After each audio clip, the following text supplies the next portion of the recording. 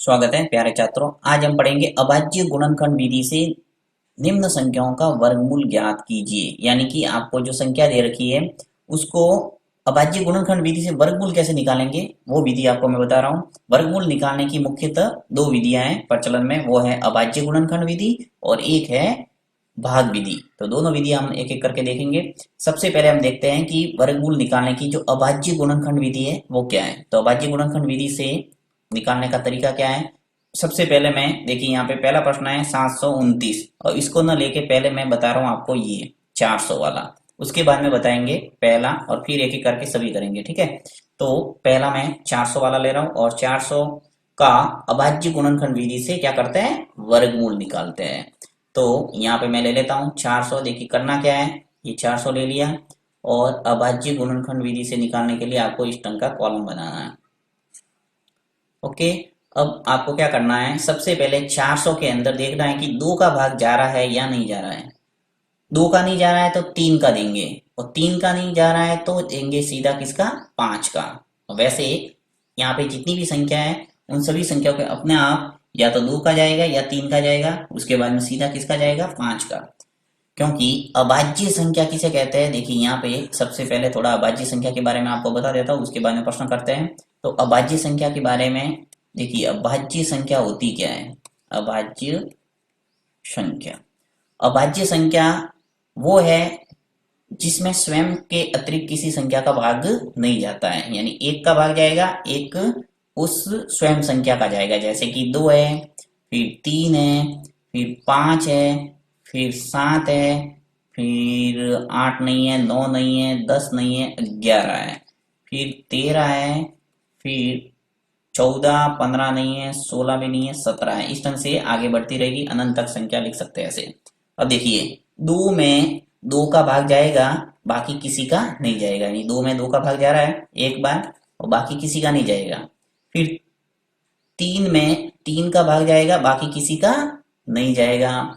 फिर देखो 3 के बाद में 4 आता है, तो 4 मैंने अभाज्य संख्या के अंदर शामिल नहीं किया है। क्यों नहीं किया, क्योंकि देखिए 4 के अंदर 2 का भाग जा रहा है, कितनी बार जा रहा है, 2 बार। और 4 में 4 का भी जाएगा, कितनी बार, 1 बार।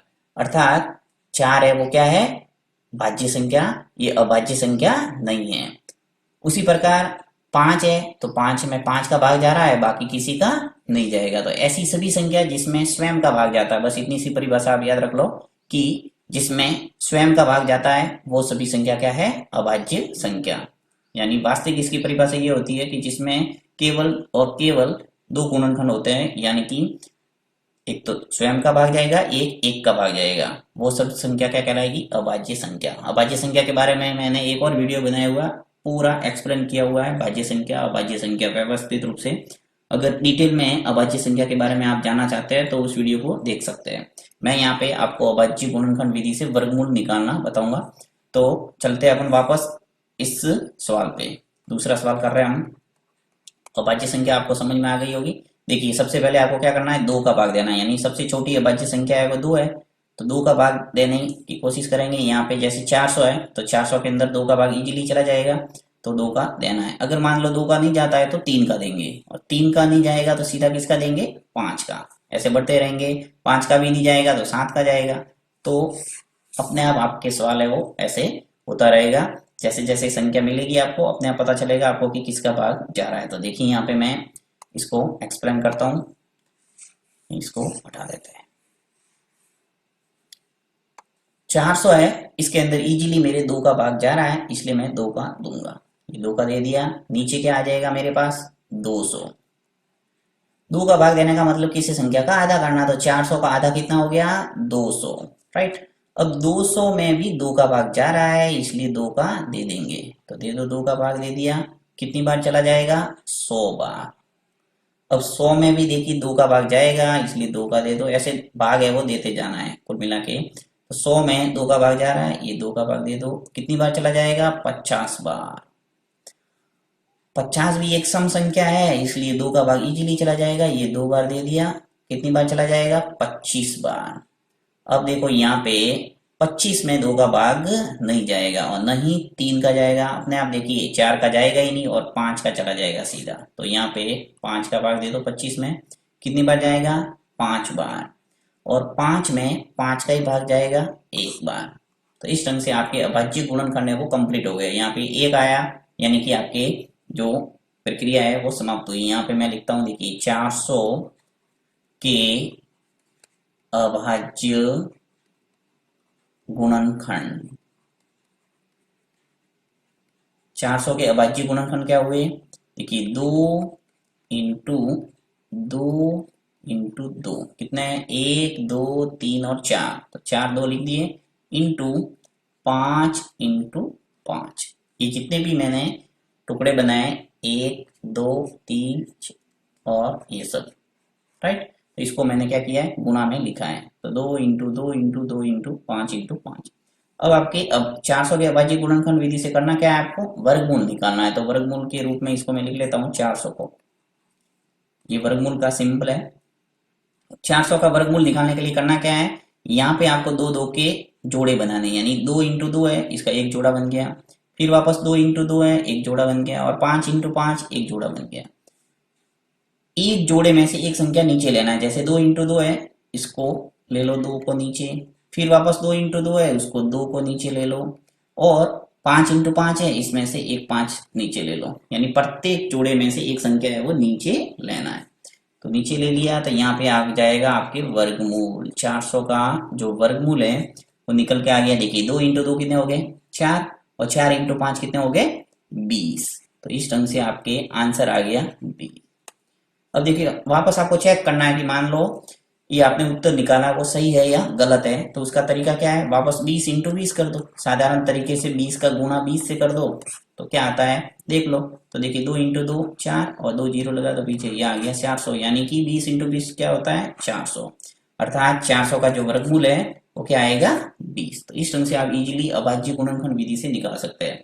अब जितने भी प्रश्न हैं इसको इजीली आप कर सकते हैं। एक मैं आपको एक प्रश्न और करके बता देता हूँ, जिससे आपकी बिल्कुल विधि है वो दिमाग में बैठ जाएगी। सिर्फ आपको प्रैक्टिस ये करना है कि भाग देना आना चाहिए जल्दी जल्दी।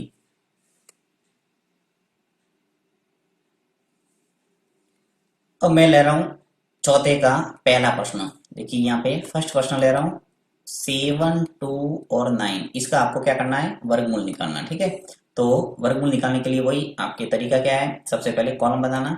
तो यहाँ कॉलम बना लेता हूँ मैं इसका, और आपको वही भाग देना पड़ेगा। तो यहाँ कॉलम बना लेते हैं सभी।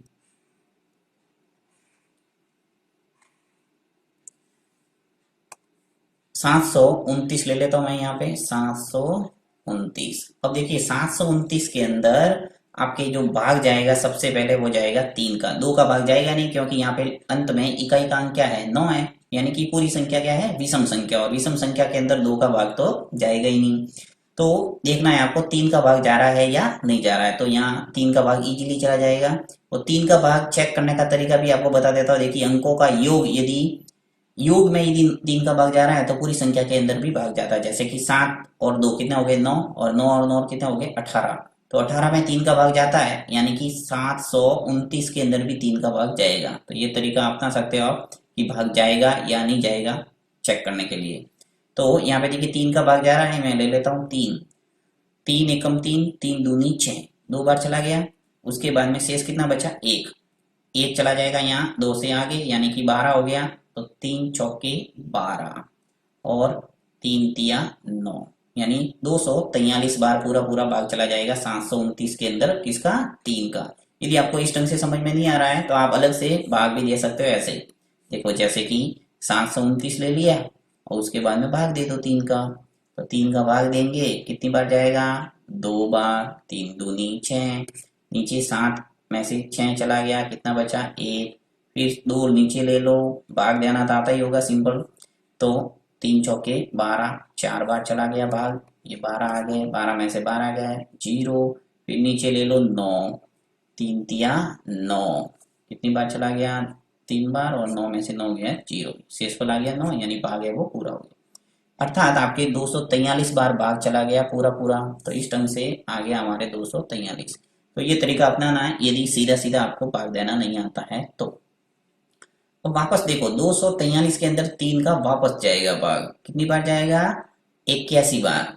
देखिए 3 अट्टे कितना होता है? 24, तो आ जाएगा 8। और तीन एकम तीन, एक बार।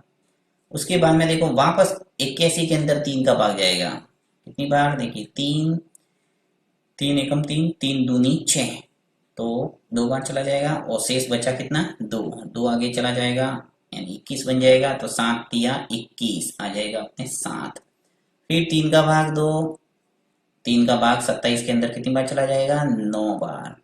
फिर वापस तीन का भाग चला जाएगा, नौ में कितनी बार, तीन बार, और तीन में तीन का भाग चला जाएगा एक बार। तो इस ढंग से आपके सभी अभाज्य गुणनखंड आ गए, तीन इंटू तीन इंटू तीन इंटू तीन इंटू तीन, राइट। तो यहाँ पे आपको लिखना है, देखो वापस आपको लिख के थोड़ा बता देता हूँ, एक बार दिमाग में बैठ जाएगा, उसके बाद इजीली आप कर पाएंगे सभी। तो यहाँ लिख लेता हूँ मैं 729 के अभाज्य गुणनखंड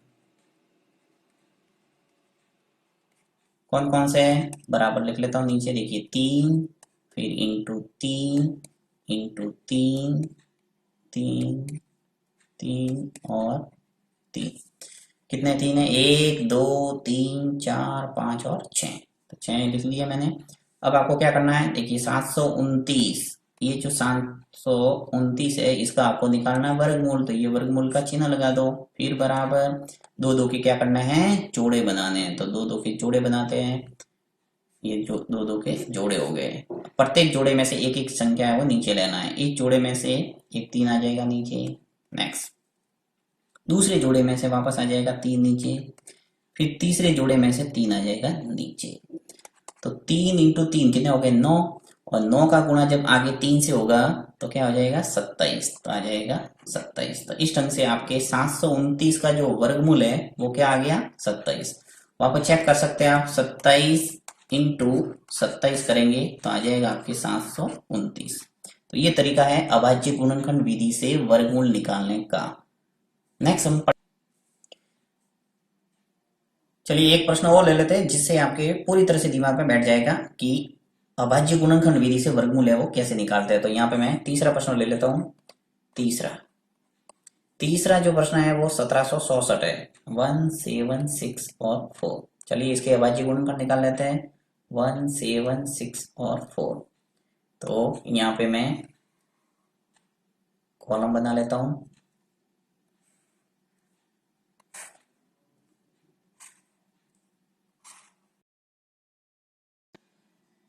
तो देखिए 1764 है, इसके अंदर आपके जो सम संख्या है इसलिए दो का भाग जाएगा इजीली, तो दो का भाग दे देता हूँ मैं यहाँ। दो का भाग देंगे 1764 के अंदर, तो देखो कितनी बार जाएगा, 17 के अंदर सबसे पहले 8 बार चला जाएगा, तो दो अट्ठे 16, एक शेष बचा, वापस 8 बार चला जाएगा, दो अट्ठे 16, और ये चला जाएगा दो दूनी 4, 882 बार चला गया। वापस 882 सम संख्या है इसलिए दो का भाग जाएगा, दे दो यानी आधा कर दो सीधा, तो 4 4 और 1। यहाँ पे आपके वापस देखिए दो का भाग तो जाएगा नहीं क्योंकि 441 आ गया, और 441 एक विषम संख्या है, तो 441 के अंदर भाग जाएगा किसका, तीन का, तो तीन का दे देते हैं। देखिए चार में एक बार चला जाएगा, शेष बचा एक, फिर आएगा चार नीचे तो आ जाएगा 14 बन जाएगा, और 14 में तीन का भाग कितनी बार जाएगा, चार बार, तो तीन चौके 12, उसके बाद में दो बचेगा और सात तिया हो जाएगा 21, तो 147 बार भाग चला गया। अब 147 के अंदर वापस जाएगा तीन का भाग, तो देखिए यहाँ पे भाग चला जाएगा चार बार और शेष बचेगा दो, नौ तिया 27। अब 49 आया, 49 के अंदर किसका भाग जाएगा, सात का, ये आपको प्रैक्टिस करना ही पड़ेगा भाग देने की। तो सात का 49 के अंदर भाग देंगे तो चला जाएगा सात बार, और सात में सात का ही भाग जाएगा एक बार। तो इस ढंग से अभाज्य गुणनखंड करना है, उसके बाद में इजी काम है बहुत वर्गमूल निकालना। तो यहाँ मैं ज्यादा न लिख के सीधा आपको वर्गमूल निकाल के बता देता हूँ। देखिए पहला जोड़ा, दूसरा जोड़ा और तीसरा जोड़ा, तो इसका वर्गमूल क्या हो जाएगा, 1764 का वर्गमूल हो जाएगा 2 इंटू 3 इंटू 7। प्रत्येक जोड़े में से एक ले लिया मैंने, देखिए 2 इंटू 2 है तो उससे आ गया 2, फिर 3 इंटू 3 है उसमें से आ गया 3, और 7 इंटू 7 है तो उसमें से आ गया 7। अब इनका गुणा कर दो, तो 2 इंटू 3 कितने हो गए, 6, और 6 इंटू 7 कितने हो गए, 42। तो जो 1764 है उसका वर्गमूल है वो कितना आ गया, 42। इस ढंग से आप इजीली वर्गमूल है वो निकाल सकते हैं अभाज्य गुणनखंड विधि से। बाकी जितने भी सवाल है आप प्रैक्टिस कर सकते हैं। यदि कोई प्रॉब्लम आती है तो आप कमेंट बॉक्स में लिखना, मैं सभी प्रश्न आपको करके भी बता दूंगा।